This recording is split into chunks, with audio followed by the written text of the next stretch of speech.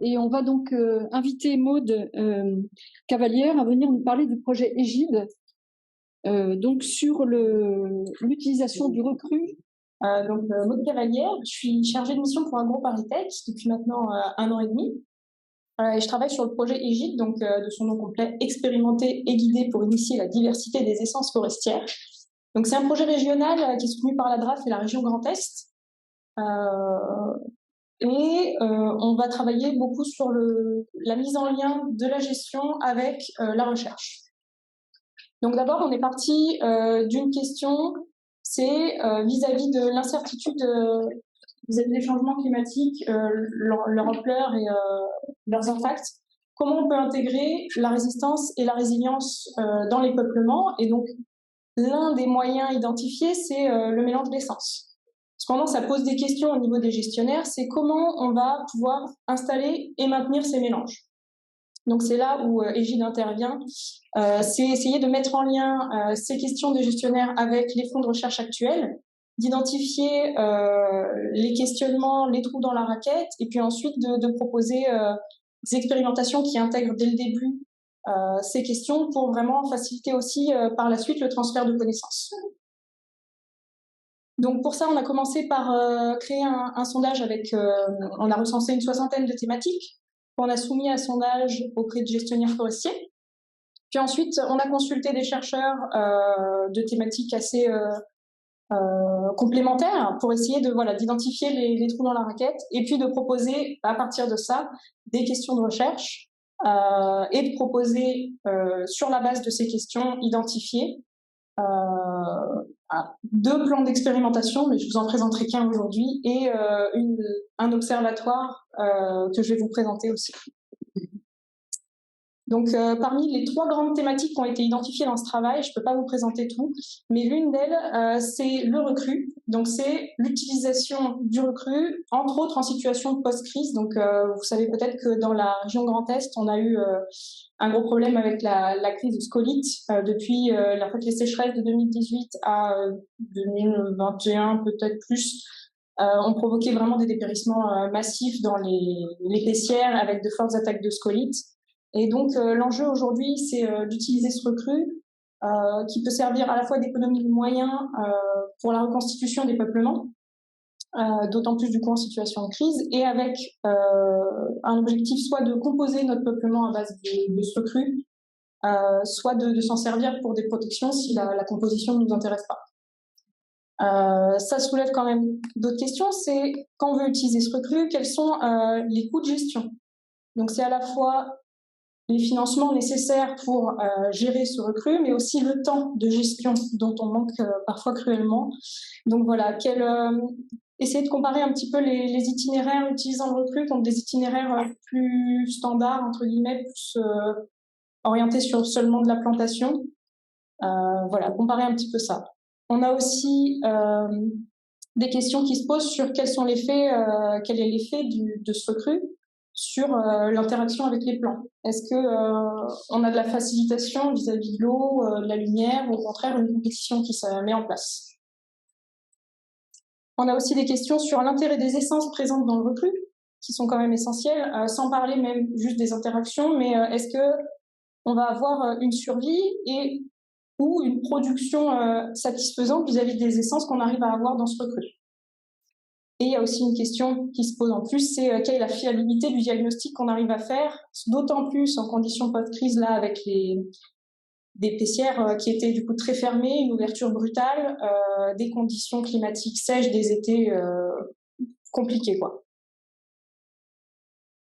Donc à partir de là, on a proposé donc l'une des expérimentations qui essaye de traiter de ces questions, en s'appuyant sur ces questions concernant le recru. Donc la question principale, ça va être comment, en s'appuyant sur le recru, quelle va être l'intensité d'intervention nécessaire pour obtenir une régénération qui soit à la fois satisfaisante en termes de qualité des tiges, la quantité de tiges, et aussi la diversité des essences qu'on va pouvoir avoir à disposition, y compris du coup des essences résistantes ou supposées résistantes au changement climatique.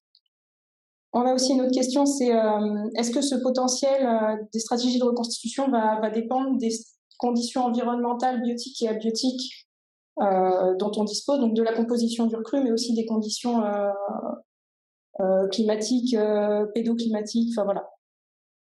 Et une dernière question, c'est est-ce que l'accompagnement ligneux permet vraiment de la réduction de la demande en eau, ou est-ce qu'au contraire, il ne va pas faire compétition avec les plans installés? Donc là, il y a beaucoup trop de modalités. Donc, on a ici différentes modalités auxquelles on a réfléchi. C'est toujours en cours de réflexion. Donc, on a différents degrés d'intervention. Ce qu'on entend par intervention, voilà, ça va être la libre évolution, la régénération naturelle travaillée, par exemple. Mais encore une fois, ça peut se décliner en différents niveaux de travail de la régénération. Ça marche. La plantation d'enrichissement selon différents niveaux. On avait différents niveaux de recrue, d'allant d'abondant à absent, mais on peut aussi réfléchir à des modalités sur la nature du recrue, comme dans le cas d'envahissement. On peut aussi réfléchir à comment gérer le niveau de concurrence qui va avoir lieu, et puis tester différentes sylvo-écorégions. Donc, comme je disais, là, on a beaucoup trop de modalités. C'est un travail qui doit être poursuivi et des modalités à ajuster et à affiner. Le deuxième dispositif dont j'aimerais vous parler, c'est l'Observatoire des reconstitutions mélangées post-scolytes. Donc là, typiquement, on s'intègre dans le cas des dépérissements, enfin pas vraiment des dépérissements, mais des coupes rases post-attaque de scolytes. Donc nous, on a voulu construire un réseau de 50 sites dans la région Grand Est, en conditions de gestion réelle cette fois-ci, contrairement à une expérimentation. Et ça va avoir plusieurs avantages. Ça va permettre de tester donc les coûts et les temps de gestion, enfin de recenser un petit peu les coûts et les temps de différentes modalités de reconstitution. Ça va pouvoir aussi permettre d'avoir des conditions environnementales diversifiées sur 4 sylvo-écorégions en vise, et donc une 50aine de sites, donc ça laisse voilà, pas mal de conditions environnementales différentes. Et les questions, ça va être à travers les différentes modalités testées, essayer de comparer la diversité des essences, la quantité et encore une fois la conformation des essences et des tiges qu'on arrive à obtenir. Prendre du recul sur l'intérêt de la stratégie qu'on sélectionne aujourd'hui, puisqu'on est souvent dans des situations un peu pressées avec des financements qui seront pas là indéfiniment. Donc des fois, les choix sont faits un peu rapidement avec un recrue qu'on n'arrive pas forcément à déterminer vraiment précisément aujourd'hui. Pourtant, il faut quand même reconstituer. Et puis, on va aussi essayer d'évaluer les coûts et les temps de gestion, comme je disais. Donc ça, voilà, vous avez un exemple d'un site de l'Observatoire. Donc ici, on aurait une zone en plantation selon la plantation qu'a décidé le gestionnaire. Une zone ici, témoin laissé en libre évolution. Et une deuxième zone témoin complémentaire dans le cas où on aurait apparition d'un recrue intéressant. On scinderait en fait cette grande zone en deux, et on laisserait celle-ci en libre évolution, et dans celle-ci, on travaillerait la régénération naturelle pour essayer de comparer et de voir si la plantation réalisée ici était en fait une modalité, la seule modalité pertinente ou pas, ou s'il n'y avait pas d'autres méthodes qui auraient pu être moins coûteuses en temps et en financement.